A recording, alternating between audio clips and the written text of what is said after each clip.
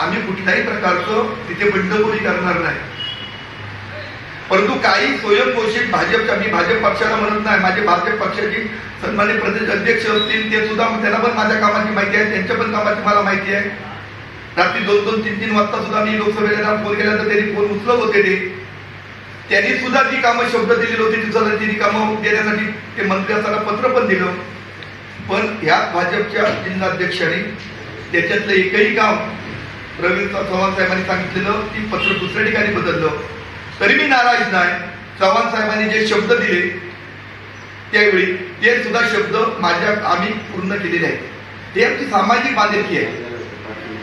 आम्ही कुठल्याही दांडीवरती, किनारपट्टीवरती कधी मी 2-3 महिन्यात कधी गेलोच नाही. तर मी आमिष दाखवतो, त्यांना बोलवतो आणि कुठल्याही व्यक्ती पैसे देऊन प्रवेश घेतला असं कुठेही नाही. विधायक काम सांगा, सामाजिक काम सांगा, एखादं धार्मिक काम सांगा, 100% ते आजच करत नाही. आमदार राणेसाहेबांची शिकवण आहे, ते मी कित्येक वर्ष करतोय. तो माझा दोष नाही, तो राणेसाहेबांनी आम्हाला शिकवण दिलेली आहे. म्हणून मी सांगतो, वैभव नाईक असतील, सुशांत नाईक असतील, उभाटाचं कोणी असतील, तुम्ही राणेंवरती आरोप करू नका. ह्या जिल्ह्यातून राणेंना आता याच्या पुढे कोणी हटवू शकत नाही. राणे ज्या ठिकाणी आहेत तो पक्ष हा 100% एक नंबरचा पक्ष यापुढे राहणार आहे. आणि राणे जे सांगतील तेच आम्ही पुढे करणार आहोत. आमच्यात अजिबात मतभेद नाहीत. भाजपचे कोण स्वयंघोषित नेते जर स्वतः माझ्यावर बोलत असतील मी त्यांना उत्तर देणार नाही. पण मी आजही हेच सांगतो, जे आम्ही करतोय, जे समाजहिताचं करतोय, कुठलाही भाजपचा प्रवेश आम्ही घेतलेला नाही. आम्ही उभाटातून प्रवेश घेतोय. जे उभाटातले जे लोक आहेत तेच प्रवेश घेतोय. हवं तर उभाटाच्या लोकांनी माझ्याबरोबर एकदा वेळ द्यावा, मी प्रत्येकाची भेट घालून घेतो. त्यांच्याच पक्षातले लोक तर ते ओळखत नसतील किंवा ते लोकच विचारतील. त्यामुळे उभाटावाल्यांनी याच्यावर आपली संधी साधून पालकमंत्र्यांवरती आरोप करू नये. ह्याच्या मागे कोणतरी बोलवतात आणि वेगळा आहे.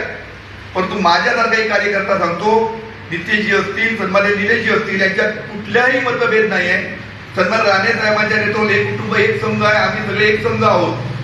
आणि अंतिम आहे, आजही मी बोलतो, मी शिवसेनेमध्ये असलो तरी अंतिम या सगळं जिल्ह्याचं हित, जिल्ह्याचा विकास, सर्वसामान्यांवर जे काय अपेक्षित आहे ते काम हे राणे कुटुंबियांकडूनच या जिल्ह्यामध्ये सातत्याने घडलेलं आहे. त्यामुळे या कुटुंबाच्या बाहेर आम्ही नाही आहोत. गुरुदक्षिणा ज्यावेळी ते मागतील, मी शेवटी प्रभाकर सावंतांना सांगतो, ज्यावेळी राणेच्या माझ्यासारख्या कार्यकर्त्याकडे गुरुदक्षिणा मागतील त्यावेळी एकही मिनिट न लावता ती गुरुदक्षिणा देण्यासाठी मी कायम तत्पर आहे. त्यावेळी माझ्या मनामध्ये कुठली सत्ता संघर्ष किंवा कुठली सत्ता घ्यावी, कुठला झेंडा कुठे फडकावा हे माझ्या डोक्यामध्ये नाही किंवा आमच्या आमदारांच्या नाही. आमचं मत एकच हे आहे की राणेसाहेबांनी जी शिकवून दिली आहे ती सर्वसामान्यांची त्या गावात जाऊन त्या ठिकाणी जाऊन त्यांची समस्या जाणून घेणे, त्यांनी फोन केल्यानंतर त्वरित भेट भेटणे, त्यांचं कोण आजारी असेल तर त्याला जे जमेल तेवढी मदत करणे, कोणाला प्रसंग असले, आपत्ती आली तर त्या ठिकाणी धावून जाणे आणि सामाजिक काम करणे, एवढंच आम्हाला माहिती आहे. मी जिल्हा प्रमुख पद घेतल्यापासून मी आजपर्यंत सांगतो, मी एकही फोन सन्माननीय महाराष्ट्राचे मुख्यमंत्री एकनाथ शिंदे, माझे मुख्यमंत्री, यांना एकही फोन मी लावला नाही. कधीच लावची वेळ आली नाही, कधी लावला नाही.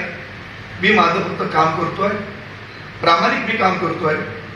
त्यामुळे नाक विनाकारण युतीमध्ये कोणी मिठाचा खडा टाकतोय, कोणा मिठाचा खडा सन्माननीय राणेसाहेब या ठिकाणी असल्या आहेत सक्षम, कोणाची हिंमत आमची मिठाचा खडा टाकण्याची महायुतीमध्ये होणार नाही आणि करणार पण नाही. तुम्ही विनाकारण अशी प्रेस माध्यमातून जाऊन करण्यापेक्षा प्रत्येकाने ज्याच्या पदाच्या पूर्तीप्रमाणे लोकांमध्ये जावं, लोकांची समस्या विचारून घ्यावी, लोकांमधले फोटो बसलेले व्हायरस करावेत. आम्ही लोकांची समस्या जाणून घेतोय. मला सांगावं वाटतं की तळासीमध्ये तो प्रसंग आला. 4 दिवस लोक दिवस रात्र त्या ठिकाणी जमलेली होती. त्या ठिकाणी अधिकाऱ्यांना कोणून ठेवलेलं होतं. एकही मच्छीमार नेते जे म्हणतायत एकही त्या ठिकाणी गेले नाही. मी 3-4 दिवस वाट बघितली, कदाचित हे नेते जातील. शेवटी नाईलाज असतं, एक कार्यकर्ता म्हणून मला त्या ठिकाणी जावं लागलं आणि माझ्या परीने, आमदाराच्या परीने, आमदाराची बोलून जे करता येईल ते आम्ही त्यांना त्या ठिकाणी मदत केली. कुठल्याही व्यक्तीने आरोप करण्यापूर्वी समोर काहीतरी केलं पाहिजे.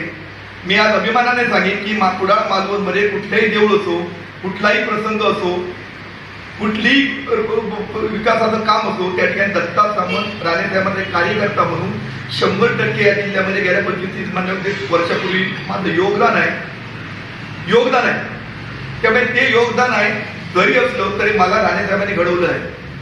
त्यामुळे राणेसाहेबांची कृतज्ञता हीच का असं उगी करून भडकवण्यास कोणी काम करू नये. नितेजींचं नाव कुठे या जिल्ह्यामध्ये कमी होईल असं आम्ही कधीही करणार नाही. ते ह्या जिल्ह्याचे सक्षम पालकमंत्री म्हणून प्रत्येक इलेक्शनमध्ये त्यांचा झेंडा आणि त्यांचं नाव हे 100% अबाधित राहील त्याची काळजी आम्ही सर्वजण घेणारी मंडळी आहोत. आणि आमचं कुटुंब जे एकसंघ कसं ठेवायचं हे आम्ही राणेसाहेबांना मानणारे असल्यामुळे ते राणेसाहेब आमचे सक्षम आहेत. त्यामुळे जे काय चाललेलं आहे हे काम विधायक काम चाललेलं आहे. आणि आजही पुन्हा सांगतो कुठलेही पत्रकार परिषद घेऊन काहीतरी करण्यापेक्षा तुम्ही सांगा ना राणेसाहेबांना की साहेब हे भाजपचे आहेत त्यांना बोलून पाठवून देतो मी राणेसाहेबांच्या बंगल्यावरती मी पाठवून देतो ना. निलेशजींना सांगतो जाऊन साहेब राणेसाहेबांना भेटू दे. मग ते हे पदाधिकारी भाजपाचे असतील त्यांना वाटत असेल ते राणेसाहेबांशी चर्चा करतील. आम्ही त्यांना घेतलंय काय नाही घेतलंय का हरकत नाही ना. असं थोडंच आहे की कोणी आज घेतला किंवा नाही. आमच्या पण शिंदे गटात काही पण मी कोणती तरी प्रेस गावची वाचली की शिंदे गटामध्ये काही छुपा विरोध आहे. मी 100% सांगतो मी जिल्हा प्रमुख पद म्हणून मी काय घेऊन कायम आलेलो नाही. माझं काम चांगलं असेल तर मला पक्षाने ठेवावं. माझं काम चुकीचं असेल तर मला पक्षाने काढावा. मला त्याच्यामध्ये काही वाईट वाटणार नाही. मी सन्मान्य राणेसाहेबांचा कार्यकर्ता आहे. पण मी ज्या ठिकाणी राणेसाहेबांनी आम्हाला शिकवण दिली आहे ज्या ठिकाणी तुम्ही असाल त्या ठिकाणी 100% प्रामाणिक जनतेचं काम केलं पाहिजे.